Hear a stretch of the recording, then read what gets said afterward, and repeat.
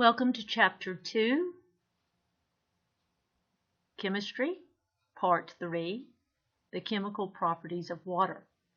Chemical properties of water are essential to life. As a matter of fact, you are 70 to 90% water, as are all living things. Let's take a few moments for an introduction to the properties of water.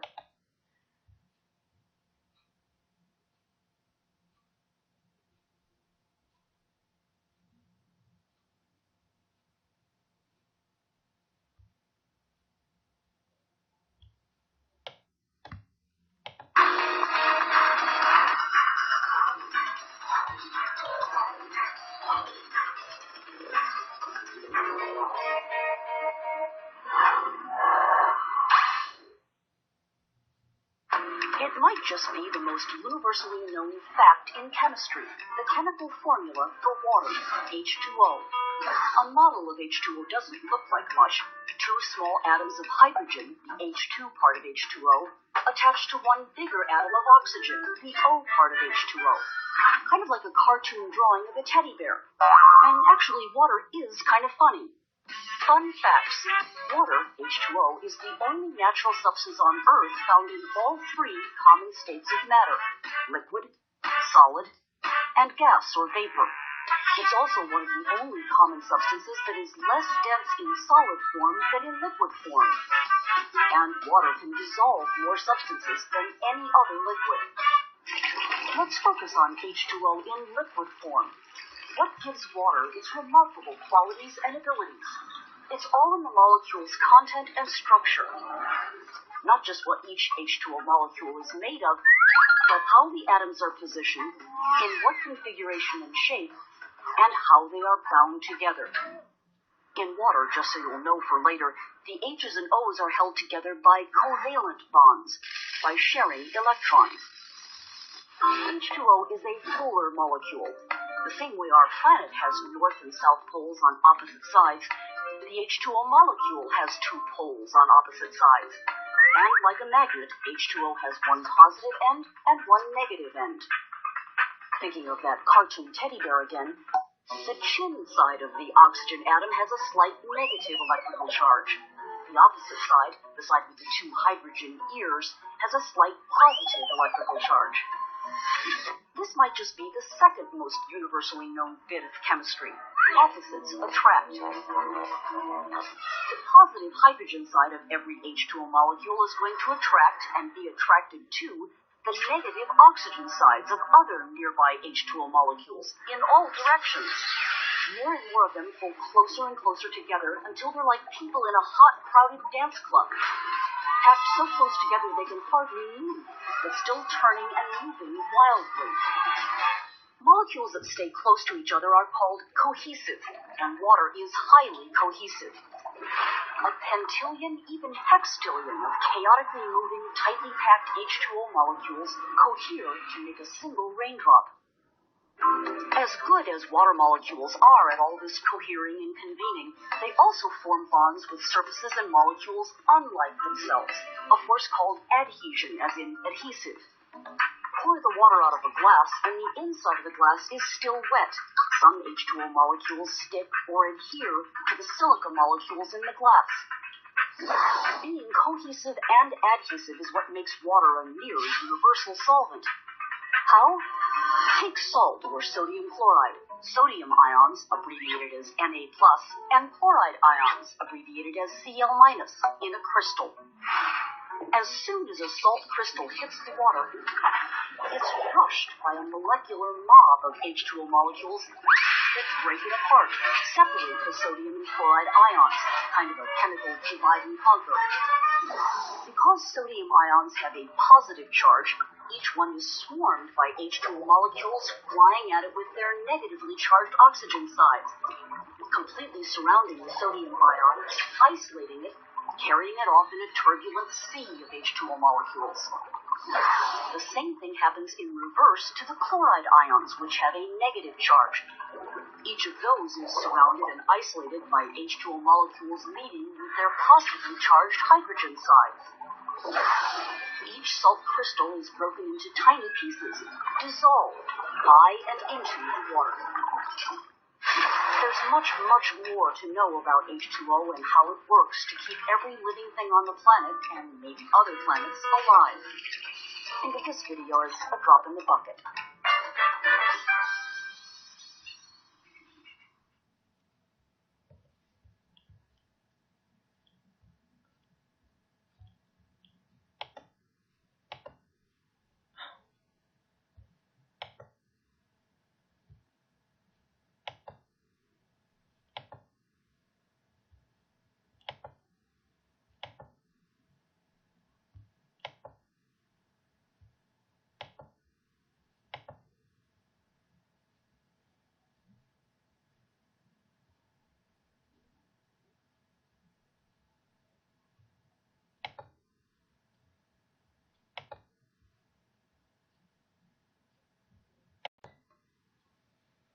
So let's review some of those properties of water mentioned in the video.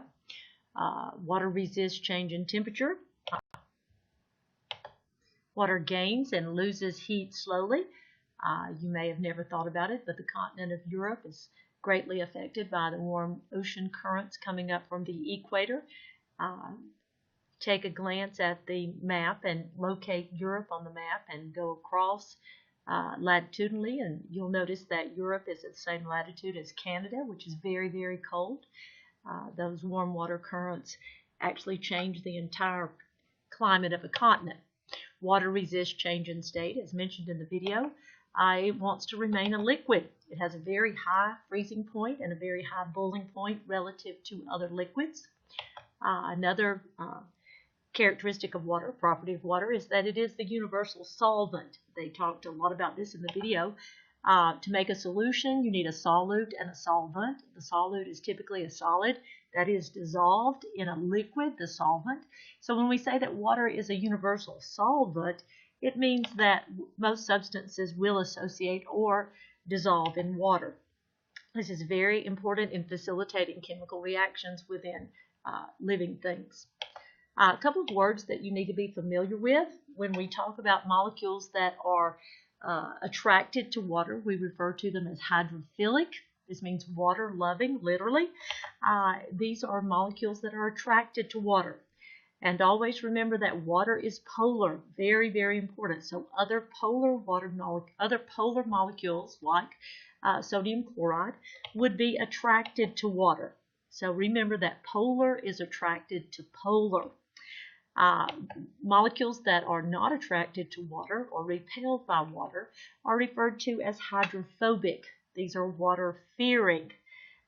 These would be molecules that are nonpolar. So always remember that nonpolar is repelled by polar, meaning hydrophobic molecules do not like water because water is polar.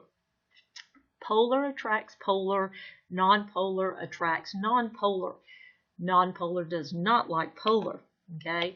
So I guess an easy way to remember this is like dissolves like. So polar things will be dissolved in polar substances, nonpolar in nonpolar substances. Like dissolves like. Water molecules are cohesive and adhesive, as the video mentioned. They stick together and they stick to other molecules. This makes water very effective as a transport medium. Also, when we did Lab 1, you noticed that the water molecules would stick to the sides of the graduated cylinder, as in this illustration. When you are measuring in a cylinder, take note of that, and always measure from the bottom of the trough, or the meniscus, as this is called. So if you were measuring this amount of water, you would start here and go to the side and measure. This property is also the reason that capillary tubes are used to draw blood. You may have experienced that. Water has a very, very high surface tension. That means that the surface of water is hard to break. This is why things float on water. And you take a look at the little basilisk lizard. It's sometimes called the Jesus Christ lizard because it can actually walk on water, or rather run on water. But this is why water droplets have 3 dimensions, because of these hydrogen bonds making the surface tension of water very high. Liquid water is more dense than solid water. So ice is less dense than liquid water. This is the reason that water floats. I don't know if you've ever thought about that before, but we normally think of solids as being more dense than liquids. In the case of water, water actually reaches its maximum density about 3 to 4 degrees before it freezes. So water, ice floats on liquid water. Okay? So water molecules have a slight tendency to fall apart. We call it dissociation. In any water, a certain percentage, a very small percentage of water molecules would be falling apart at any one time, and another percentage would be coming back together. So they're always falling apart and coming back together. Very important to remember that when water actually dissociates or falls apart, you always have equal numbers of positive and negative ions. When water dissociates, you end up with a negative hydroxide ion, OH negative, and a positive hydronium ion, H3O positive. So you'll always end up with an equal number of positives and negatives, and that is why water is neutral. So when water dissociates, it looks something like this. Notice that you have two water molecules now. You have a negative hydroxide and a positive hydronium resulting from the dissociation of that. Water, hydroxide, and hydronium. There are other substances that dissociate in water that do not release equal numbers of positive and negative ions. When substances are placed in water and they release unequal amounts of positive or negative ions, we have a name for them. If they produce more positive hydrogen ions, we call them acids. And typically acids taste sour and can be corrosive. If they produce hydroxide negative ions, we call it a base. And bases taste bitter and are slippery. We actually have a way of measuring the relative amounts of these ions that are produced when placed into water. We do it with something called the pH scale. This is going to give us an indication of the relative amounts of hydroxide and hydrogen ions that are produced. And we refer to the scale as giving us acidity or alkalinity of the substance.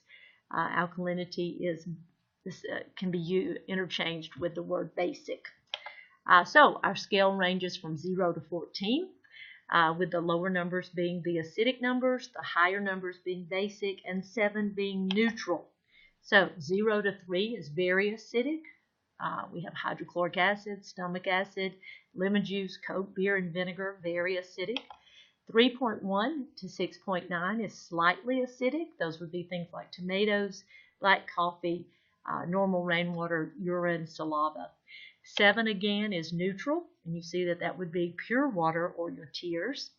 A little bit basic would be 7.1 to 10.9. This is slightly basic. We're talking about human blood, seawater, baking soda, stomach antacid, and the Great Salt Lakes.